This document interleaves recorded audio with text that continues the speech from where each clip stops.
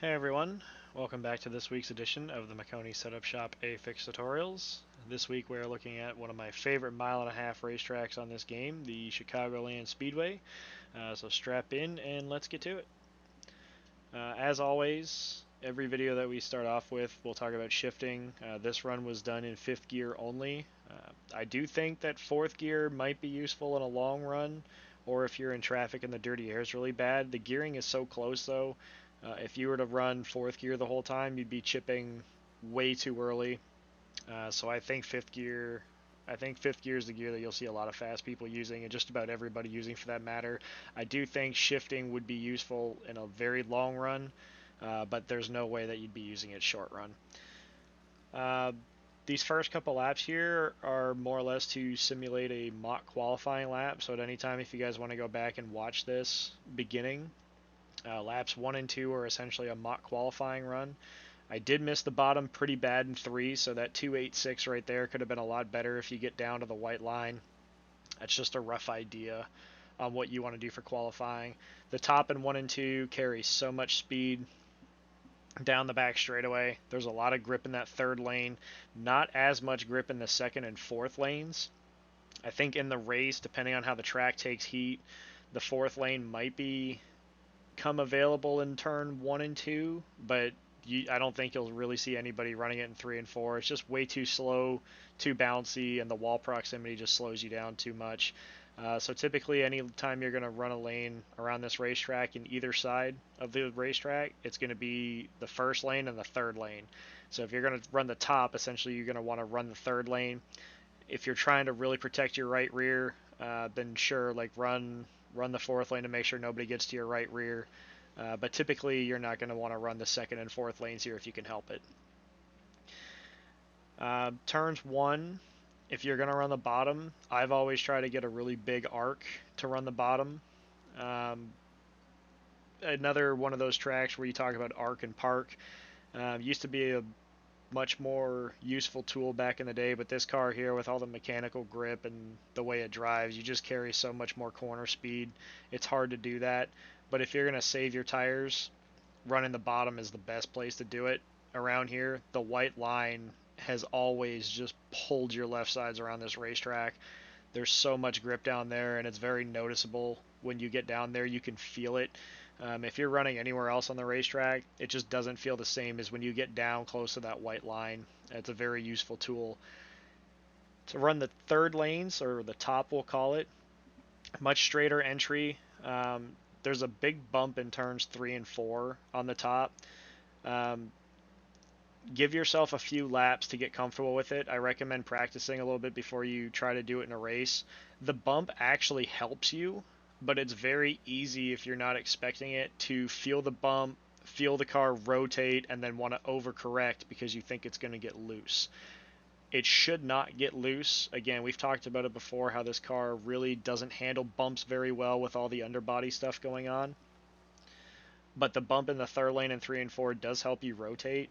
I still think the bottom is the fastest way around in 3 and 4. Uh, but if you run the top, you're essentially giving yourself like an extra half a tenth on lap time getting into turn 1. But the bottom's just faster in my opinion, especially for qualifying. Kind of like we talked about at Auto Club in the last video. The top in 1 and 2, there's a lot of speed. You carry so much more speed and momentum down the back straightaway. But if you run the top in 3 and 4 in your qualifying lap, there's not enough time to make up the run to the start finish line. When you run the top in 3 and 4, you're making up your time going into turn 1, right? You're making the straightaway a lot longer. Whereas qualifying, the start finish line doesn't move. You're not going to make up that time. You're going to have a run, right? You're going to get off the corner with a lot more speed. You're just going to be slower on the stopwatch because you don't have that time to make it up before you get to the start finish line. And the race is no different. If you're going to run the top in the race, it's more so to protect the top and make it hard for the guy underneath you to pass. It is a hard racetrack to pass at, in my opinion, just because of how fast the top is. But if you take care of your tires and you've got good drive off, you can make passes on the bottom. You just have to be patient. Again, it's very important to get down to the white line. If you're going to run the white line, you'll feel the difference in grip. The closer you get to it, the more the white line essentially pulls the car around the racetrack. Okay, I find that this setup is pretty tight um, in solo cars, so I'd imagine it's going to be a little tighter in traffic as well. Uh, so these lap 5, 6, 7, we went top, top, top, bottom, bottom, bottom, and then we're going to do the same thing here for the lap 8, 9, and 10 so that you guys can get a feel for the in-car. So at any point when you guys go back to watch this video, first couple of laps are more of a mock qualifying lap. 3 and 4 are just trying to show the line, and then 5, 6, 7, 8, 9, 10 are going to be top, top, top, bottom, bottom, bottom. Those are the only lanes that you're going to run during this race. Okay. Again, the second and fourth lanes, you can run them if you're trying to get clean air, but there's a big difference in speed. Okay, the second and fourth lanes, they don't have as much grip as the first and third, and you can really feel that. Right here, this bump, we're gonna feel it. Okay, that bump right there is what I'm talking about. That helps the car rotate, but it's very easy if you're not expecting it or you don't know that it's there. It's very easy to hit that bump and panic and try to overcorrect the car. You got to trust it. Okay, that bump, most bumps upset this car and make it a handful. That's a bump there in 3 and 4 that helps the car rotate, and you need it, especially with how tight this is. I feel like it's going to be a useful tool to help the car rotate and get it pointed off the corner so you can carry that momentum down the front straightaway. Like most racetracks, this is a very momentum-based racetrack. If you have to come off the throttle and somebody else is in the gas, it's hard to defend anything, right? The top end 1 and 2 is your best friend for defending, but you really want to take care of your tires and have good drive off. Okay, if you find that you're way too tight getting in, you really need to back your corners up.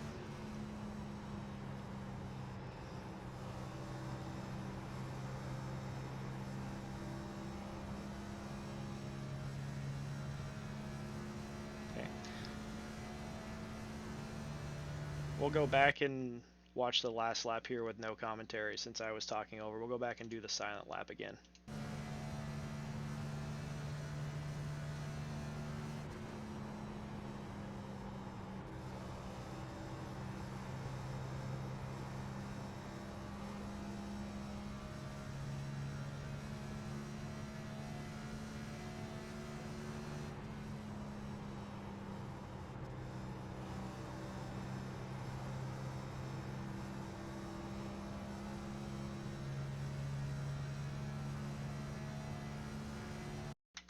Alright guys, another thing to go over real quick. Very important to take care of your tires throughout this race. Like I said, this car feels a lot more snug compared to most other videos that I've done doing this for you guys. A lot of times the car feels very free, very neutral in a sense. This feels a lot more snug. Okay, I don't know if it's the weather or what the deal is with the generation this week, but if it feels this tight or if it feels this snug to me in solo car, I can imagine dirty air and traffic and the higher speeds are only going to amplify that and make it tighter. So it's very important to take care of your stuff early on. If you can take care of your stuff early on, you're going to have a lot of maneuverability. You'll be able to run the bottom long run. You'll be able to run the top long run. You're going to have a lot of speed. Okay. That should just about do it for this week's video. If you guys have any questions, comments, or concerns, as always, please leave a comment down below and I will get to them throughout the week. If you find that this video was helpful, please consider leaving a like. And as always, if you're not already subscribed, make sure you hit that subscribe button, ring the notification bell so you can see these videos every Monday when they're posted to the Maconi YouTube page. Alright guys, best of luck this week, and we'll see you out on the track.